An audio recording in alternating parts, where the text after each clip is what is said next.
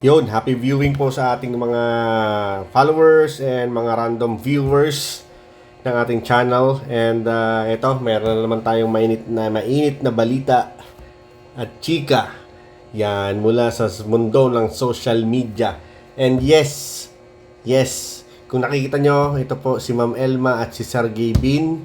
At gaya ng kabaliktaran sa hinuhulaan ng kanyang mga bashers, nag-break na daw po di umano itong dalawang ito. Ito po ay ang source po natin ay Balisong Channel. Ano po? Balisong Channel. So according to Balisong Channel ay nag-break na daw po ang dalawang celebrity power couple. I mean influencers na si Sergey Bin at si Ma'am Elma. So, 'di ba recently merong chika na na ito daw si Sergey Bin ay CITA, caught in the act, na nag-cheating sa kanyang long time girlfriend for 7 years. Ito daw ay meron daw itong mga nakakasamang babae at ang sabi galing norte. Pero naglabas ng statement tong dalawang ito after na kumalat yon. Ang sabi, mga friends lang daw yon na mga babae and mga close friends talaga. As in, pati si Elma, friend din niya yon. So, nabibigyan lang daw ng malisya. So, sabi naman ng iba, sabi naman ng mga bashers, na napakaraming bashers, ay dahil sa nangyari, ay baka daw panindigan na daw si ate girl, si Ma'am Elma, at pakasalan na ito. So yun ang naging mga chika-chika. So pero kabaliktaran sa ini-expect ng mga bashers ang nangyari. Ang sabi nga, according to Balisong Channel, ay nag-break na nga daw itong dalawang ito. At may mga nakuha tayong screenshots ating basahin. So tingnan natin. Hindi biro ang 7 taon na saya at pagmamahal, kaya hayaan nyo akong magpaliwanag sa huling pagkakataon ang lahat. Mukhang sulat to mula kay Sergey Bin. Elma and I had a beautiful 7 years, but kailangan na po namin sabihin sa inyo na lahat po ginawa namin pero hindi po kami nagtagumpay. Isalba ang relasyon namin. Matagal na po namin itong nilalaban at nilalabanan pero hindi po namin masabi agad sa inyo dahil alam po namin na malulungkot kayo. Dahil puro saya at pagmamahal lang ang naipakita namin sa inyo sa loob ng 7 taon. Pero ang totoo, marami rin kaming laban sa likod ng mga ngiti at saya na yon. Hindi rin po namin itatanggi na kaya ayaw po pa namin sabihin noon kasi sinusubukan pa rin po namin ang lahat para ayusin ang relasyon namin. Pero dumating na po kami dito sa hangganan. Masakit makita na nahihirapan ang isa't isa, pero mas mahirap makita na patuloy lang ang sakit kung ipagpapatuloy pa namin. Okay. So maliwanag na talagang nagkakalabuan na sila matagal na. Pero syempre kailangan ng ika nga ay show. The show must go on. Kaya nga sabi nito ay dahil sabi dito, matagal na po namin itong nilalaban at nilalabanan pero hindi po namin masabi agad sa inyo dahil alam po namin na malulungkot kayo dahil puro saya at pagmamahal lang ang naipakita namin sa inyo sa loob ng 7 taon. Yun, kaya dapat talaga pagka influencer ka, content creator, dapat ipapakita mo talaga lahat para pagka nagkaroon ng problema, at least hindi magugulat yung mga fans nyo, mga followers nyo. Parang ganito rin yung nangyayari kay Nas Daily, 'di ba? At saka Dear Aline, parang ganito din, parang bigla na lang tayong ginulantang nung magjowa, nag-break sila sa madlang people, sa kanyang million na followers, Wala tayong nakitang warning signs. I mean, mayroon sigurong warning signs pero wala tayong nakita na something negative masyado. Pero sa bandang huli, talagang ginulat nila tayo. So ituloy natin yung sulat. Aware rin po ako sa mga kumakalat na kwento noong nakaraan. Nakakalungkot na sa simpleng litrato, maraming kwento at haka-haka na ang nabuo. Alam ko na may mga taong iisipin na ang mga gawa-gawang kwento na yan ang dahilan ng aming hiwalayan. Kaya lilinawin ko lang po, muli kaibigan ko po yun at hindi po yun ang dahilan ng aming hiwalayan. Alam po rin ni Elma na may kasabay akong lilipad noon dahil nagpaalam ako at may kanya-kanya kaming lakad. So ito na nga yung yung ating chika nung mga nakaraang araw, yung dentista doktora ba yun na galing norte na nagsichismis sa kanya na ito nga ini-explain nila na mutual friend nila yon at alam daw po ni Ma'am Elma na may kasabay siyang lilipad noon dahil nagpaalam naman daw siya at hindi daw yung babaeng yon ang dahilan dahil nga parang common friend nila yon. Okay? Naniniwala ka ba doon? Okay, bahala ka. Pero anyway, diretso tuloy tayo. Kaya humihingi po ako ng kapatawaran sa kaibigan ko na yon at lalo na sa pamilya niya dahil nadamay sila ng walang kamalay-malay, hinusgahan at kung ano-anong paninira na kwento ang naibato sa kanila nang wala naman silang alam sa nangyayari. Kaya pati ang pamilya ko ay hiyang-hiya sa nangyari. Kaya hinihiling po namin, lalo na ako, na sana ay may pagkakataon na makaharap po ako sa kanila sa unang pagkakataon na sana ay may pagkakataon na makaharap po ako sa kanila sa unang pagkakataon at humingi ng kapatawaran personal at magbigay respeto sa lahat ng nangyari. Yan sa bagay, nakakagulat nga naman no.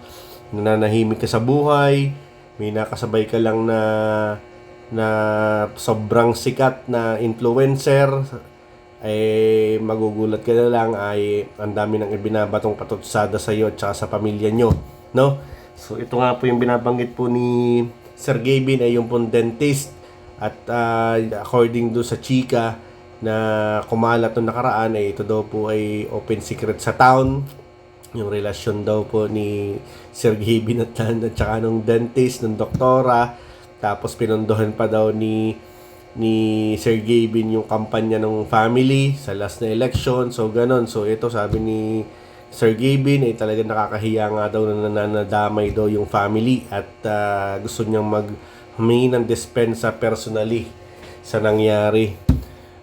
Kung ako naman yung pamilya na yun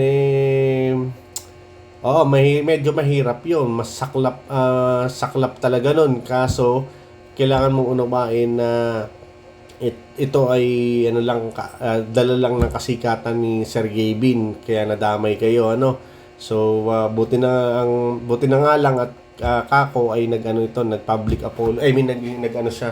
Nag-public explanation. Ano ba tawag doon? Public explanation. Nag-explain siya, naglabas siya ng official statement na wala naman talagang ganon. At yun. At ito nga, sa sulat na to, nagsosorry siya na may mga inosenteng pamilya, inosenteng mga tao na nadadamay daw. So, yun. So, kayo na ang bahala na umintindi. Gusto ko rin pong humingi ng kapatawaran sa pamilya ko at lalo na sa pamilya ni Elma dahil sa sakit ng desisyon namin.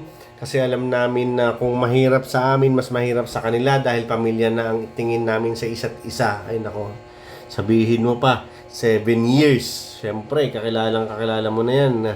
Ika nga hindi ka na ibang tao sa pamilya ni Ma'am Elma. Tsaka si Elma sa pamilya mo, di ba? Ganyan talaga pag may relasyon Yung saklap, napakasakit, nakakalungkot. Yan, sana maka-move on sila, Tito at tita, patawarin niyo po kami dahil nasa dulo na po kami ng masaya naming pagsasama. Masakit man po sa amin gawin ito, pero ito na po ang nakita naming solusyon. Andito lang po ako lagi, mananatili niyo po akong pamilya.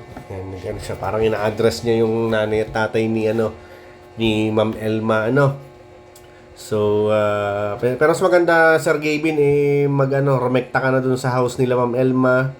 Soli mo yan jowa mo at magpasalamat, ayun, di ba? Mag-sorry. Kailangan ba mag-sorry sa paggaganon? Wala hindi nag-work Hindi nag-work out yung relasyon. So, sige, bahala ka kung kailangan mo mag-sorry, Sir Gavin. Anyway, yon sa lahat, ito last na yata ito sa lahat ng sumuporta sa amin mula umpisa, hindi nyo alam kung gaano kasakit sa amin yung desisyon na ito dahil parte kayo ng naging buhay namin. Isa kayo sa bumuo sa amin, isa kayo sa nagpapalakas sa amin pag mahina na kami, at isa kayo sa nagdala kung bakit kami nandito sa posisyon namin na ito. Kaya sana patuloy nyo pa rin kaming suportahan sa tatahakin naming landas, magkahiwalay na landas. So yun, pansin ko naman sa napakaraming milyones na followers ni Sir Gavin, ay napakaraming nagmamahal dito sa kay Sir Gavin, kay Elma, at saka sa lahat ng miyembro ng ng grupo ng mga content creator na to, yung Kapimpin Brothers na to, family na to. Napakarami, maraming bashers, pero pansin ko talagang pagka sikat ka, ay talagang hindi mawawala ang mga bashers mo, So talagang ika nga ay talangka is real in the Philippines, Pag hitik na hitik sa bunga ang isang puno, ay talagang babatuhin ka. Yon. So, yun lang. At sana makapag-move on sila sa lalong madaling panahon. Hindi madali ito, pero sana makamove on sila. Kaya nga ay acceptance, may mga face yan eh. Hindi ka basta-basta na, mag-move on ka na, ganyan. So, may face yan. So, kailangan, you have to endure, you have to, danasin mo yung sunod-sunod na phase ng pag-move on. And I wish the best para sa dalawang sa mag-ex na ito, And sana makita nila yung tunay na ligaya sa banda-banda diyan. Kung yan ay kung ano man yung kaligayahan na deserve nila, So, yun. At ito, may pasabog nga pala. Isinama ko na rin dito, itong si Christian Albert Gaza. Yun, ang pambansang Marites ng Pilipinas, si Sian Gaza. Yan, ito daw yung nagbabago na eh. So, ewan ko kung maniniwala ako dito kasi marami itong in-scam na tao So, ang sabi niya, hindi totoo na binubuli yung bata. Siya dyan yung maangas sa school at maraming binubuli. Parang ito naman tungkol doon sa nangyaring trahedya sa Tacloban City, May video po tayo diyan. Check po ninyo yung ating yung sinusundang video po nito. Meron po tayong info about it. And meron siyang pahabol dito, may patutsada siya Hindi rin totoo na yun lang ang dahilan ng hiwalayan nila ni Sir Gavin. Ay wow, ano daw, napagod lang? Baka nakahanap na kamo ng pahinga sa mas bata. Uy, medyo strong tong statement ni Sian Gaza. Ano mga po? So, ang sabi nga niya meron pa siyang comment ang sabi doon baka daw ang habol lang yung kaperahan at saka kasikatan ni Sir Gavin. So, tingnan natin kung anong mga susunod na kabanata, kung may katotohanan ba itong sinasabi ni Sian Gaza na may third party daw. Kasi itong si Sian Gaza, napakarami nitong mga Tweety Bird. So, minsan tumatama talaga itong mga sinasabi nito. At ito ay nagtatago sa malayong lugar sa ibang bansa. Kaya medyo malakas ang loob nito na tumirada ng mga ganitong mga strong statements, na mga lalo na sa mga celebrity. Kasi nga siya yung tinuturing na pambansang Marites So, yun. So, nakakalungkot ang nangyaring ito. It reminds me of yung hiwalayang Nas Daily and Alin. So, ang tagal-tagal din nila. And then, ayun, wala tayong nakitang pangit sa pagsasamahan nila. Pero sabi nga nila, ramdam nila sa isa't isa. Kung ano yung mga sinulat ni Sir Gavin, parang ganun din yung nangyari kay Nas Daily at saka kay Alin, So, ngayon, masaya na naman si Nas Daily, tapos si Alin may sarili na rin buhay. At hindi ko lang alam kung may jowa na si Alin. At si Nas Daily naman, masayang-masaya siya sa kanyang latest jowa na influencer din.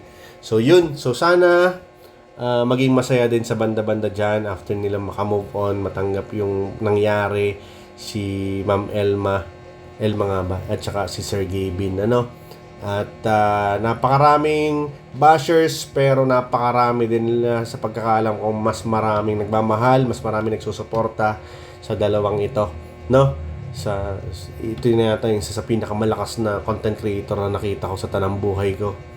Grabe ang kasikatan nitong si Sir Gavin. Sir Gavin, no? So yun, abangan natin. Tingnan natin kung may katotohanan itong sinasabi ni Christian Albert Gasa. Malalaman natin yan sa banda-banda dyan. Basta stay tuned in lang kayo. Anong masasabi nyo mga tol, mga brother, mga kosa? So naniniwala ba kayo kay Sian Gasa o naniniwala kayo kay Sir Gavin? Yan, kaway-kaway mga fans ni Sir Gavin, kaway-kaway din mga bashers ni Sir Gavin. Sige nga, magrambulan kayo sa comment section. Don't forget to like and subscribe. Maraming salamat.